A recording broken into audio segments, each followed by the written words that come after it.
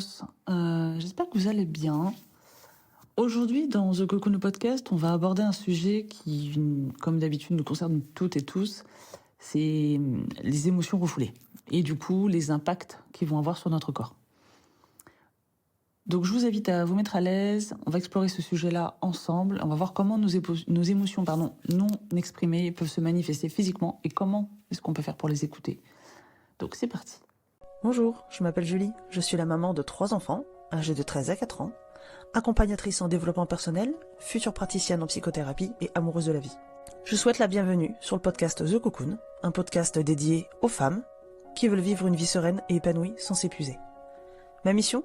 C'est de vous guider dans la transformation de votre soi intérieur afin de vous donner les ressources pour transformer votre vie. Chaque semaine, je vous partage mes conseils et astuces, de l'inspiration, mes réflexions et mes phases d'introspection, afin de vous aider à reprendre la main sur votre vie, à faire de la place pour plus de self-love et d'alignement. Chaque jour, vivez plus en conscience. Apprenez à vous connaître et à incarner votre vérité. Grâce à ces épisodes, vous serez, je l'espère, prête à vivre l'une des plus belles pages de votre vie. Comme d'habitude, si vous aimez le podcast, la meilleure façon de le soutenir est de lui mettre une note de 5 étoiles sur la plateforme de podcast que vous utilisez. Ainsi, vous permettrez à d'autres personnes de le découvrir plus facilement. Ensemble, épanouissons-nous dans nos vies. Déjà, il faudrait qu'on commence par comprendre ce que c'est que la somatisation. Donc, qu'est-ce que c'est que la somatisation ? En fait, c'est le processus par lequel, si vous voulez, les émotions ou le stress psychologique, par exemple, vont se traduire en symptômes physiques. Est-ce que ça vous est déjà arrivé d'avoir mal au dos de manière fréquente et de manière chronique ? Est-ce que ça vous est déjà arrivé d'avoir mal, d'avoir des maux de tête fréquents ou bien des troubles digestifs ? Bon, si c'est le cas, ça se pourrait que votre corps exprime ce que votre esprit tente de cacher. Donc évidemment, ça n'empêche absolument pas, au contraire, d'aller voir un médecin, ok ? Mais c'est une première piste. Donc ensemble, on va découvrir comment est-ce que les émotions refoulées parlent à travers notre corps.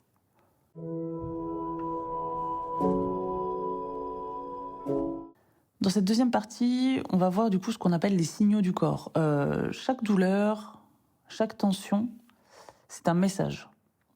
Apprendre en fait à écouter son corps, c'est comme apprendre un nouveau langage.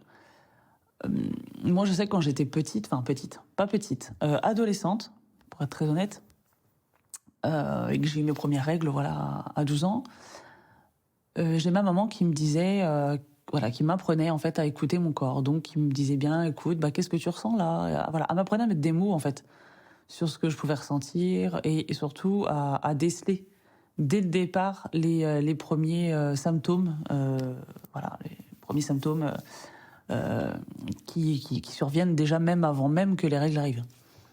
Donc là, c'était mes toutes premières. Évidemment que j'avais rien senti venir, puisqu'on est on est complètement immature à ce niveau-là. Donc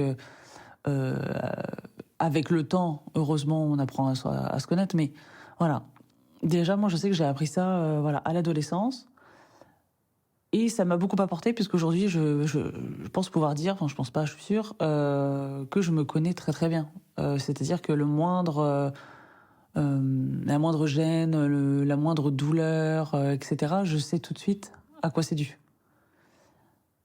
Mais j'ai pas toujours été dans ce cas de figure-là, j'ai pas toujours été capable de me dire, ah bah oui, tiens, Julie, quand tu ressens ça, c'est de la tristesse, quand tu ressens ça, c'est de la colère, c'est... Et quand tu as mal là, quand tu as mal ici, nanana, une fois que, bien sûr, que les possibilités physiques ont été mises de côté, ont été évincées, là, oui, je suis capable de me dire maintenant, ça c'est parce que je suis tellement sur le nerf que, voilà. Mais ça n'a pas toujours été le cas. Donc c'est vrai que c'est quelque chose que j'essaye d'apprendre à nos enfants depuis tout petit, en fait, garçons comme filles.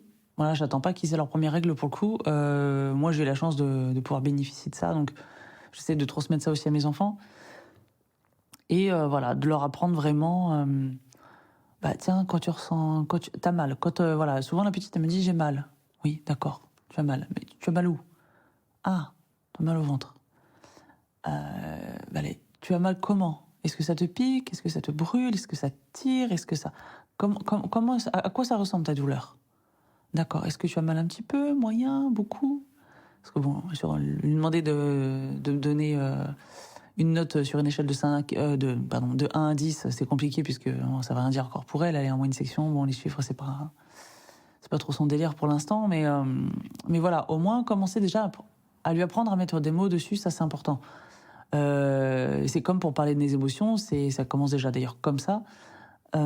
C'est arrêter de dire ça me fait mal, Non, j'ai mal, je me sens triste.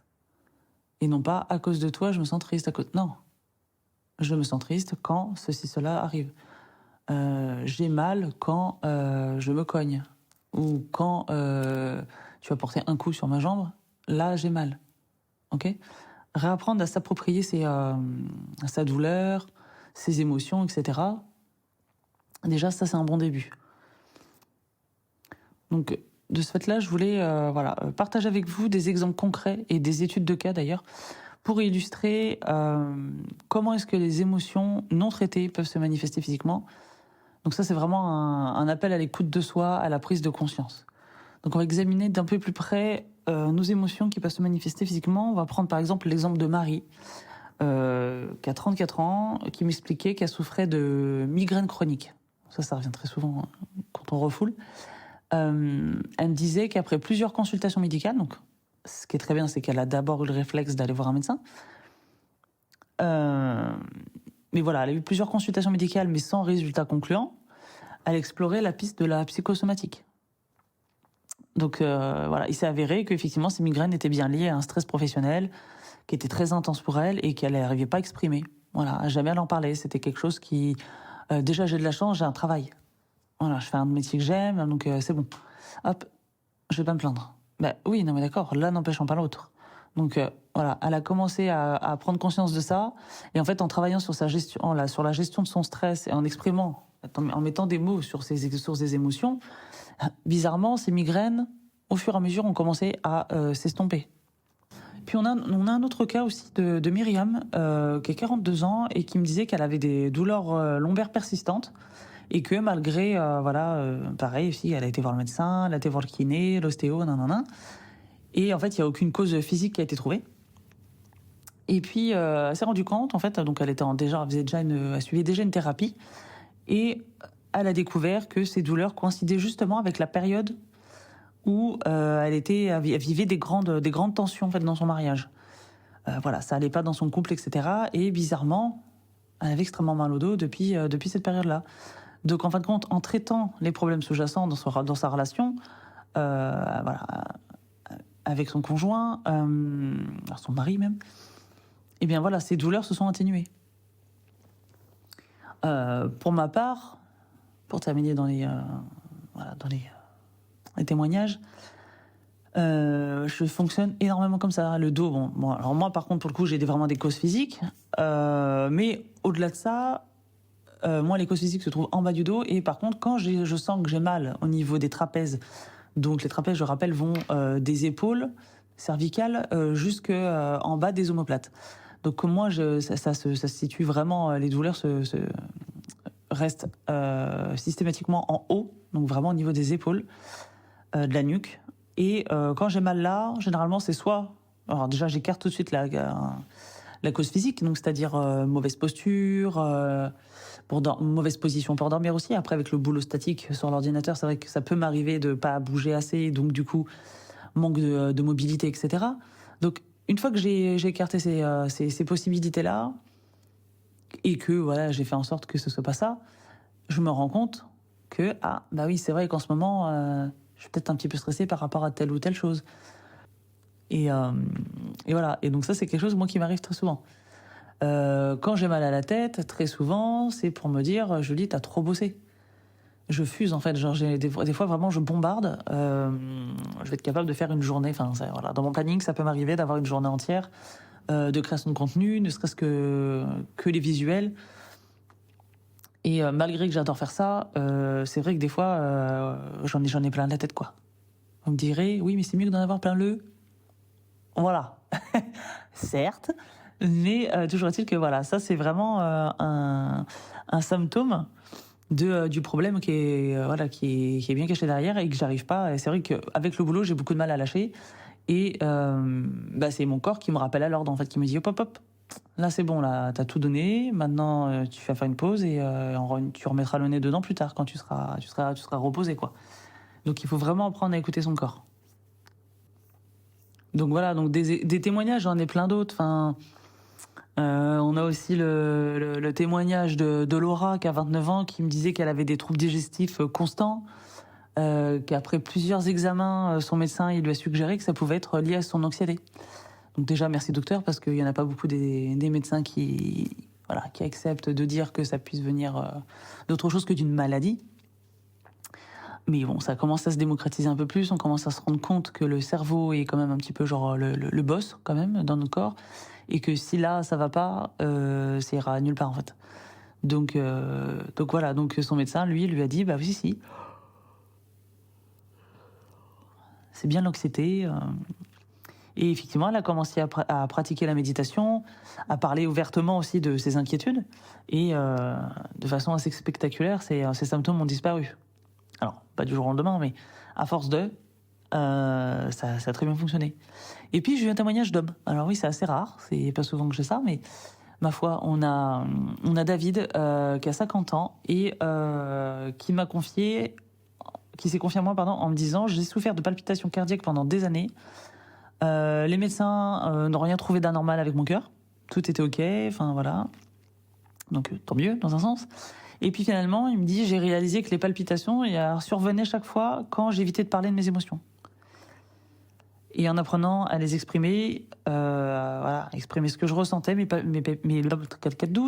palpitations ont disparu, pardon. C'est la fin de la journée. Ah non, même pas du tout. C'est moche. Il est 15h, quoi. Là, ça se voit que j'ai mangé avant et que du coup, je sais pas vous, mais moi, voilà, j'ai le corps qui me fait comprendre là qu'il aimerait bien dormir plutôt que de travailler, mais bon, il faut aussi avancer dans ce qu'il y a à faire. Donc ça, c'est très très typique des hommes, malheureusement, à qui on dit depuis tout petit, un homme ça pleure pas, un homme ça ressent pas de tristesse, etc. Sauf que trop vouloir écouter ces conneries-là, ces hommes en question se blindent et refoulent en fait complètement ces émotions-là. Alors généralement la colère est assez bien vidangée, la joie aussi, mais par contre dès qu'il s'agit de peine, de douleur, de tristesse, non, un homme ça doit être fort. Donc la force et sous-entendu la force physique bien sûr. Et donc quand tu es fort physiquement, tu peux pas faire preuve de faiblesse, donc tu peux pas pleurer. Voilà. Et donc malheureusement ces hommes-là ont pris l'habitude effectivement de bloquer à ce niveau-là, alors que bon, ils sont complètement normaux, ils sont dotés de glandes lacrymales comme tout le monde, donc ils peuvent pleurer, ils peuvent verbaliser, etc. Mais c'est vrai que c'est très générationnel, cette personne-là, à la cinquantaine. Il a connu une éducation comme ont connu nos parents. Déjà nous, c'était pas fifou pour les trois quarts, alors eux c'est encore pire. Donc voilà, donc ça c'est très, très courant. Et voilà, les personnes qui ont tendance à réprimer leurs émotions, clairement ça va ressortir un jour ou l'autre physiquement. Et encore, là on parle que des sensations, mais ça peut même aller jusqu'à la maladie. Ça a été prouvé. Ça a été prouvé que, par exemple, certains cancers avaient un champ libre chez les personnes qui étaient dépressives, anxieuses, etc. Et que c'était d'ailleurs pour ça que parfois il y a des personnes qui ont une qualité de vie très saine, qui mangent très bien, qui ne fument pas, qui ne boivent pas, et qui par contre à côté de ça chopent des cancers. Il y a peut-être autre chose à explorer, quoi. Puis après il y a aussi le hasard qui fait que malheureusement ce genre de choses puisse arriver. Donc on arrive à la fin de l'épisode. J'espère que ça vous aura éclairé sur l'importance d'écouter les signaux de notre corps et de traiter aussi nos émotions. C'est-à-dire qu'une émotion, c'est ok. En fait, peu importe l'émotion qu'on ressent, c'est ok. Le tout est de savoir l'accepter, l'encaisser. Ok, on se laisse submerger et c'est comme une vague, ça repart toujours. Mais ça repart seulement si on s'est laissé prendre par la vague. Donc accepter d'être triste, accepter d'être en colère, accepter d'être heureuse, accepter d'être d'avoir peur, d'être fatigué, peu importe, accepter. et laisser partir. Vous ne pourrez pas laisser partir si vous ne l'acceptez pas d'abord avant. Ok ? C'est un peu comme manger, quoi. Vous n'allez pas pouvoir digérer si vous n'avez rien mangé avant. C'est exactement la même chose. Donc voilà, rappelez-vous que prendre soin de son esprit, c'est aussi prendre soin de son corps. Ça, c'est très important. Et voilà, j'espère que cet épisode vous aura plu. Ça change un petit peu. Mais c'est un sujet que j'avais mis sur ma liste parce que voilà, ça me semble clairement être important. D'autant plus qu'on en entend, je trouve, un peu plus parler, alors c'est pas encore hyper démocratisé, mais un peu plus parler via les réseaux sociaux, etc. On parle beaucoup de santé mentale, etc. Et enfin, j'ai envie de dire, heureusement, mais enfin, il était temps quand même, 2023, bientôt 2024. Mais cet aspect-là, on n'en parle pas beaucoup, du fait que ça se répercute sur le physique. On n'en parle pas assez, je trouve. On en parle, mais on n'en parle pas assez. Et pourtant, on le sait. On le sait que ça existe, c'est prouvé, les scientifiques disent la même chose, ils le prouvent. Donc voilà, c'est important pour moi d'évoquer ce sujet-là. Voilà, je pense que j'ai fait le tour. Après, je pourrais parler encore pendant 1000 ans, mais je pense que vous avez autre chose à faire de votre vie. Voilà. Sur ce, voilà, merci de m'avoir écouté. Et puis, la prochaine fois, voilà, on évoquera un nouveau sujet. Je n'ai pas encore réfléchi au sujet, mais je regarderai dans ma liste, j'en ai plein, donc je vais trouver. Et puis voilà, sur ce, prenez soin de vous. Et puis nous, on se dit à la prochaine fois. Allez, hasta pronto. Bye.